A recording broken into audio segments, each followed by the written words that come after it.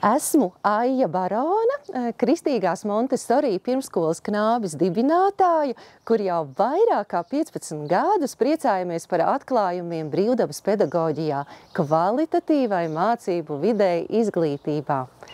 Sociālie uzņēmēji savām rokām ir gatavi paveikt daudz un vēl vairāk, taču ir finanšu ietilpīgas komponentes, bez kurām neiztikt un kur ar atbalstu īsākā laika nogrieznī var paveikt krietni vairāk.